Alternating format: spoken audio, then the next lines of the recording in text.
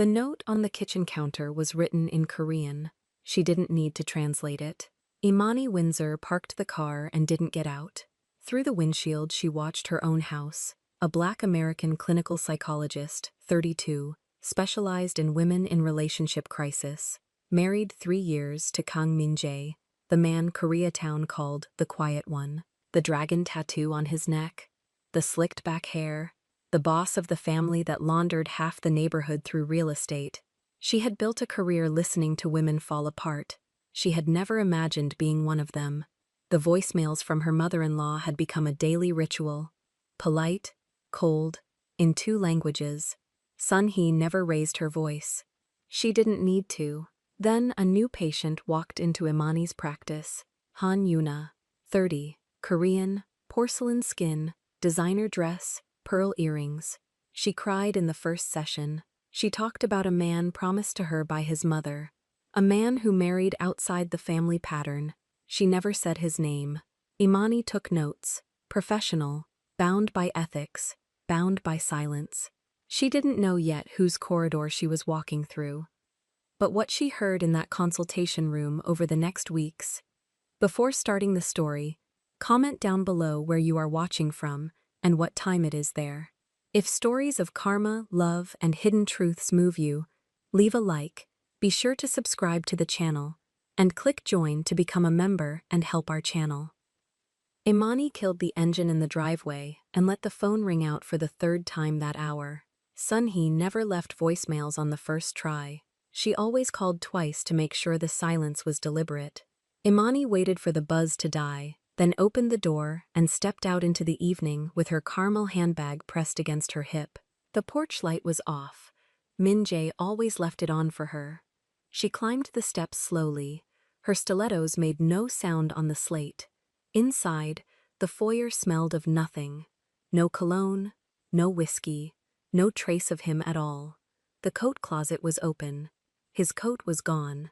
She set her bag on the console and walked to the kitchen without taking off her heels. A single sheet of paper waited on the counter, folded once, weighted by his white gold wedding band. The ring sat on top like a paperweight, chosen by someone who wanted her to see it before she read the words. She picked up the band first. Still warm. He had taken it off in this room, minutes ago maybe, and walked out before she pulled in. She unfolded the note. Korean.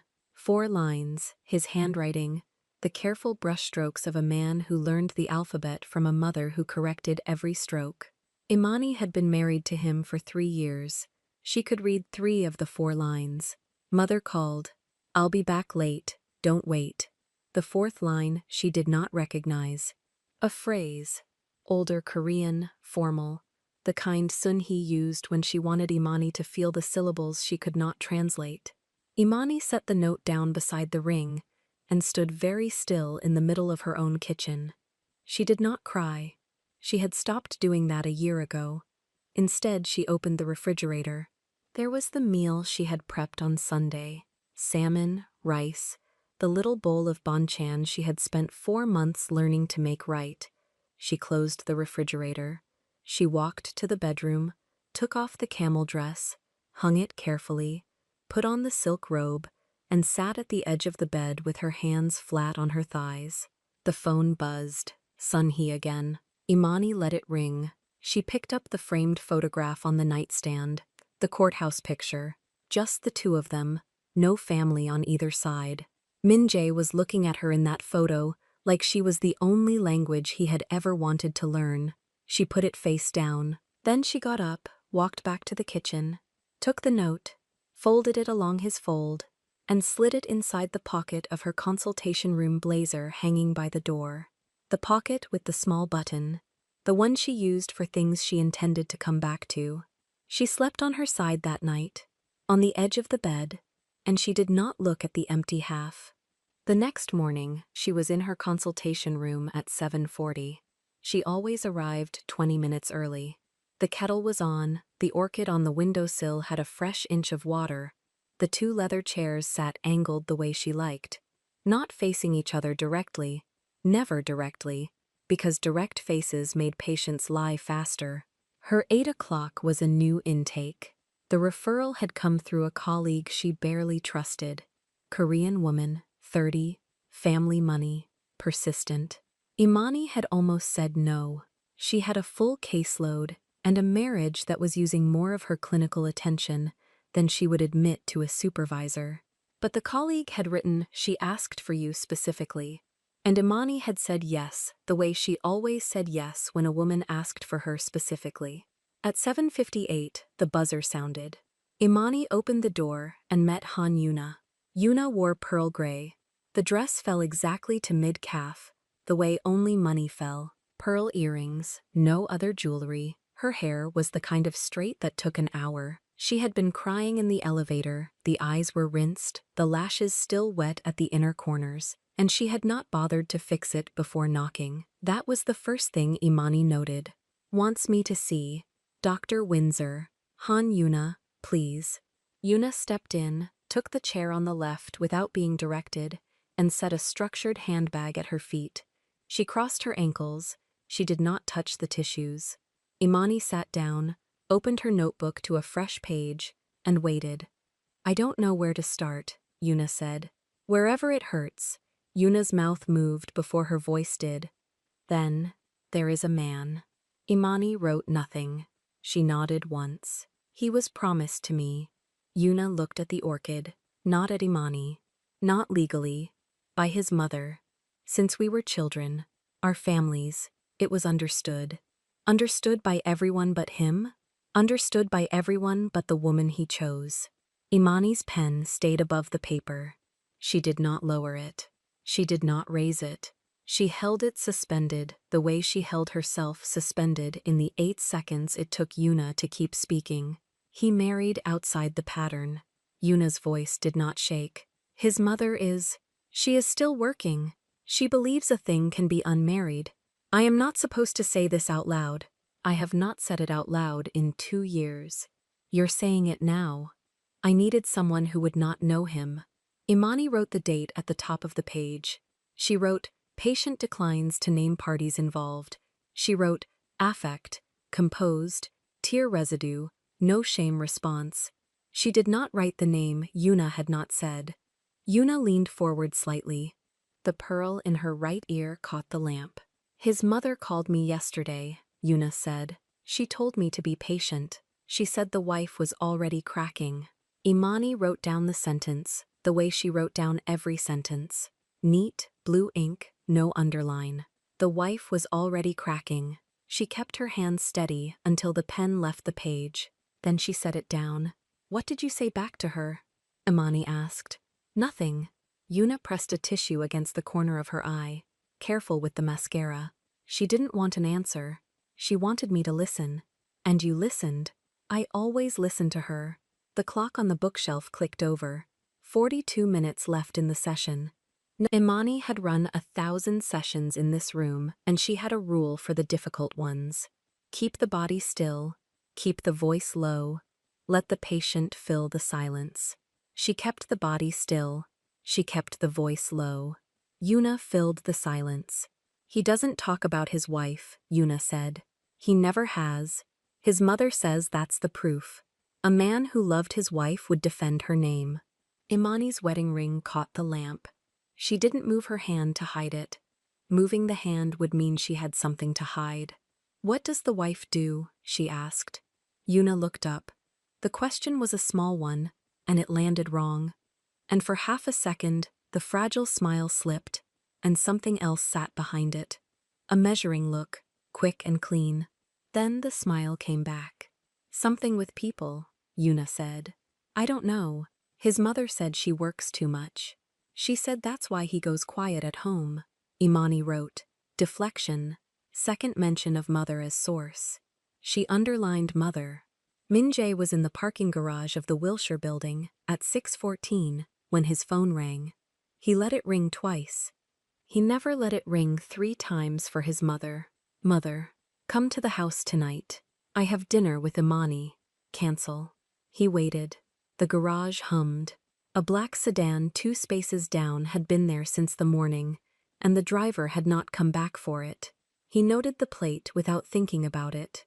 "It's an old friend of the family," Sunhee said. She's in town one night. You'll come for 1 hour. Your wife can eat alone one evening. The way she said your wife, the small pause before the words, the way the words landed like something foreign in her mouth. He'd heard it for 2 years now. Who's the friend? Yuna. Han Yuna. You met her when you were 16. He had not met Han Yuna when he was 16. He had met her once, at a charity dinner in Seoul, when he was 28, and his mother had walked him across the room toward her, and he had walked past the table and out of the building. His mother did not forget that night.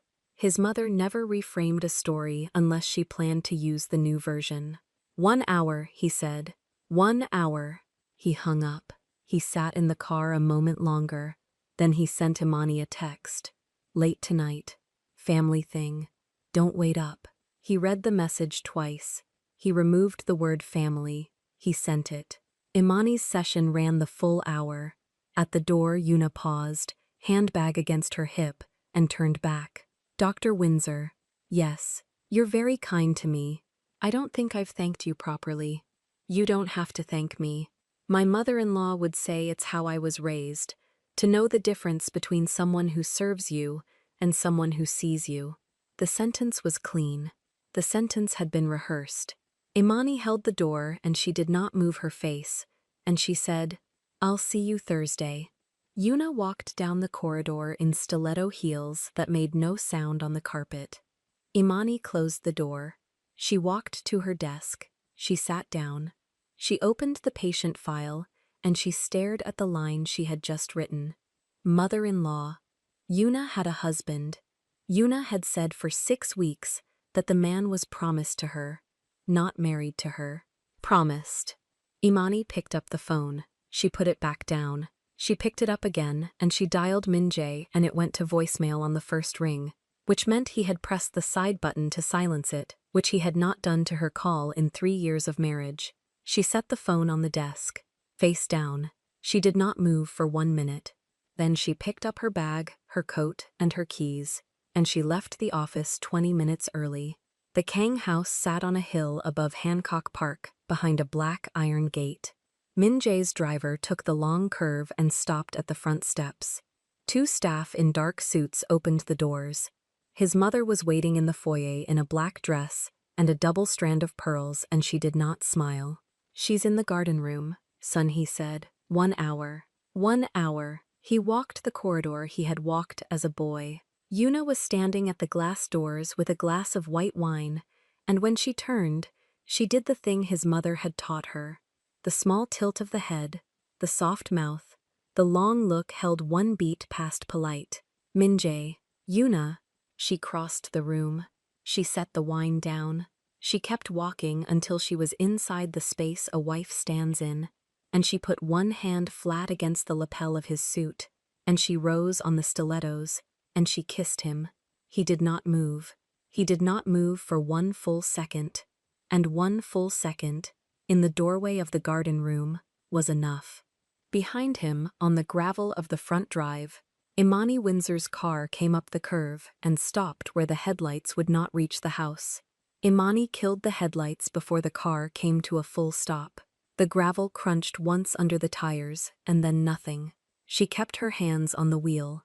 The house sat 50 yards ahead, set back from the drive. The garden room lit up like a stage. From this angle, through the windshield, she could see straight through the tall glass doors into the lower hall. She could see the back of her husband's head. She could see the woman standing in front of him.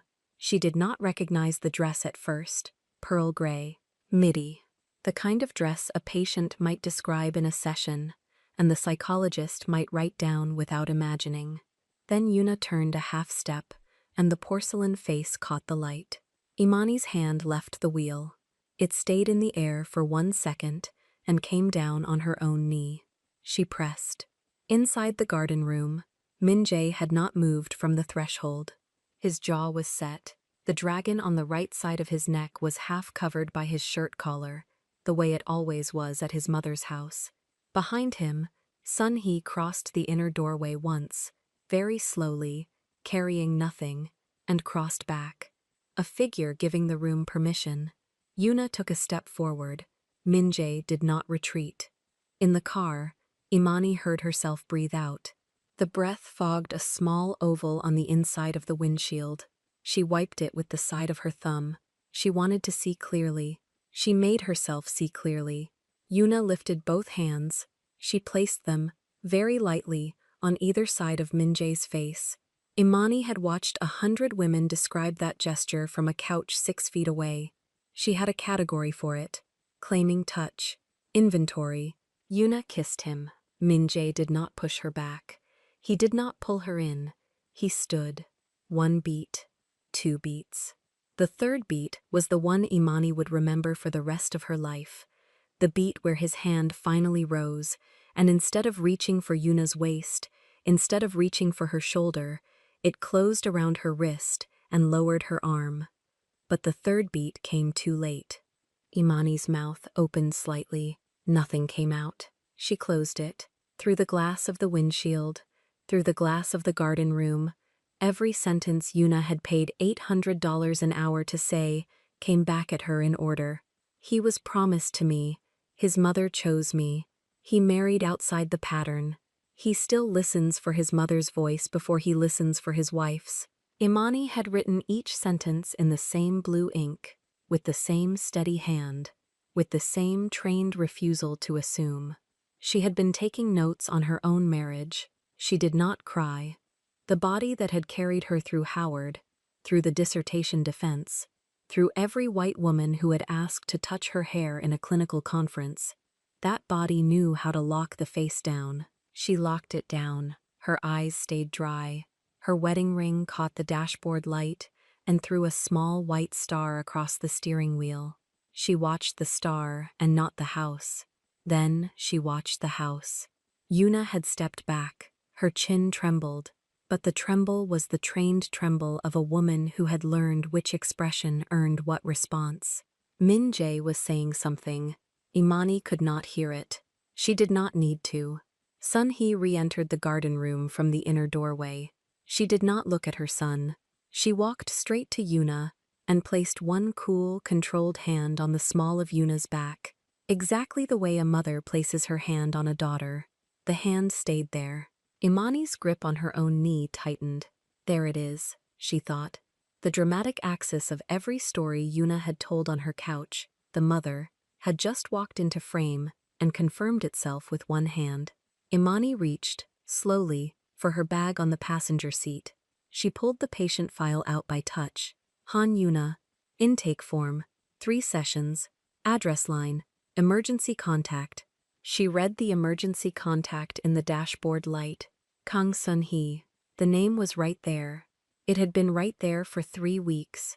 Imani had read the line on intake and registered Korean matriarch, no surname overlap, and turned the page. She had turned the page because the surname Kang in Koreatown was the surname Lee in Seoul. Common, decorative, unremarkable. She had turned the page because she trusted the boundary between the chair and the couch. She closed the file. She did not slam it. She closed it the way she closed a file at the end of a session, with 2 fingers, soundlessly. Inside the house, Yuna had begun to cry. Sun-hee's hand had not moved. Imani's other hand found the door handle.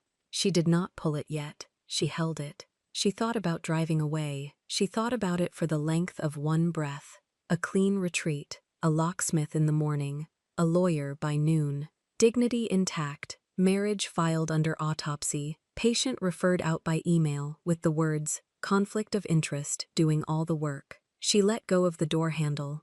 A woman who drove away tonight would spend the rest of her life rehearsing what she should have said in the garden room. Imani had treated that woman for 9 years. She was not going to become her. She put the file back in the bag. She checked the rearview mirror. Habit, not vanity. The honey-toned face that looked back was the face she had brought into every consultation room she had ever owned.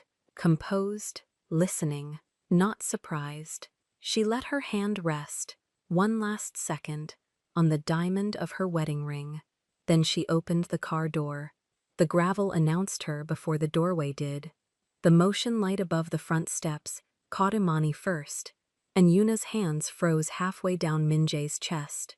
Min-jae turned. He saw the camel coat. He saw the wedding ring catching the porch light. He didn't speak. He stepped back from Yuna so fast she stumbled on the gravel. "Don't," Imani said. It wasn't loud. It didn't need to be. Yuna's face did something Imani had seen in session 100 times. The soft collapse before the staged tears. The lower lip trembled. The hand went to the chest. The breath caught. Imani walked closer. Stilettos on stone. 5 even steps. "I'm your psychologist," she said. Yuna's hand dropped from her chest. The staged tears stopped before they started. Something colder slid into place behind her eyes, and for 1/2 second Imani saw it. The calculation. The patient she'd been holding with both hands across 6 sessions wasn't a patient at all. The fragile little voice on the leather couch had been auditioning the whole time. Auditioning for the man standing 2 feet from her. "Imani," Min-jae started. "Inside," she said. To both of them. Sun-hee was already standing in the foyer. She had not moved when the door opened. Pearl strands, dark wine lipstick, hands folded at her waist like a woman receiving guests at a funeral. She looked at Imani. She did not look surprised. She looked rehearsed. "You shouldn't be home this early," Sun-hee said, in English, for Imani's benefit. Min-jae's head turned slowly toward his mother. Imani watched him watch her. The second the math finished behind his eyes. The therapist in Koreatown. The patient who appeared the same week the voicemails stopped. The mansion meeting tonight. The face on his hallway. All of it landing at once. "You sent her," he said. "I introduced 2 women who needed introducing. You sent her to my wife's office." Sun-hee adjusted one pearl with 2 fingers. "I sent her to a clinic in Koreatown. There are 3. She chose the one with the black doctor. That was her decision." Yuna didn't deny it. Imani stood in the doorway with her handbag still on her shoulder and let the silence work. She had run group sessions for women whose husbands had done worse than kiss someone on a driveway, and she knew the rule. The first person to speak loses the room. Yuna spoke. "There's another way," Yuna said. Her voice had shifted registers entirely, out of the patient octave, into something businesslike. 3 of us. Quietly. Korean families have done it for generations. No one outside the house has to know. You keep the practice. I have the child. He keeps everything." Imani laughed once. A short, clean sound. It surprised her more than it surprised them. "No," she said. "You haven't?" "No." Min-jae moved between them. He didn't touch Yuna. He didn't have to. "You're leaving," he said to her. "Tonight.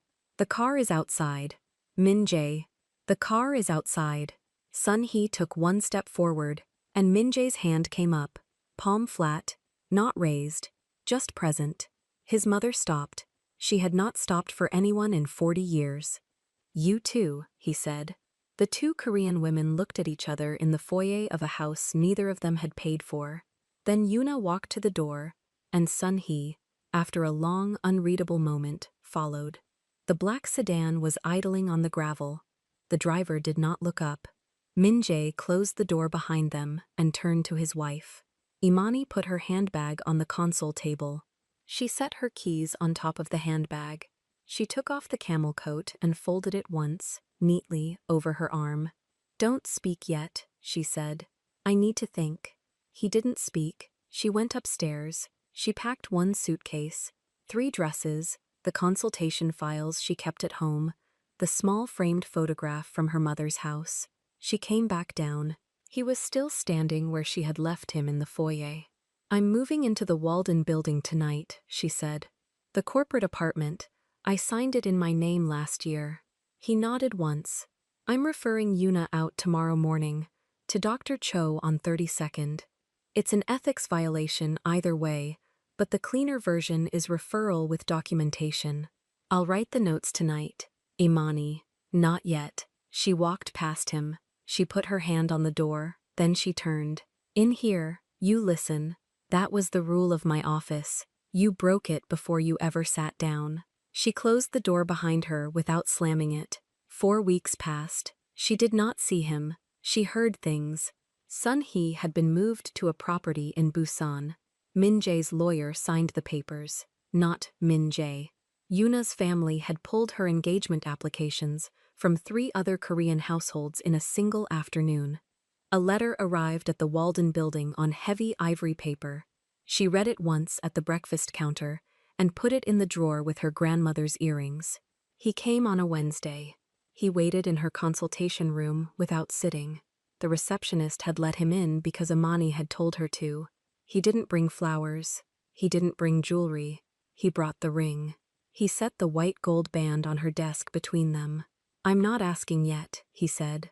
"I'm starting where you said to start. In here, you listen." She looked at the ring. She looked at him. She did not touch it. "Sit down," she said. He sat in the patient's chair. She sat in hers. Outside the window, the Koreatown sign clicked on in the early dark, and Imani Windsor crossed her legs slowly, opened a fresh file, and clicked her pen. "I wasn't the wrong woman. I just almost forgot I deserve to be the only choice." If you want to watch all the stories without any ads and also get access to bonus scenes, extended epilogues, and exclusive spicy chapters, head over to our Patreon. Scan the QR code on the screen. The link is in the description or in the pinned comment. See you there. If this story moved you, stop for a moment and reflect.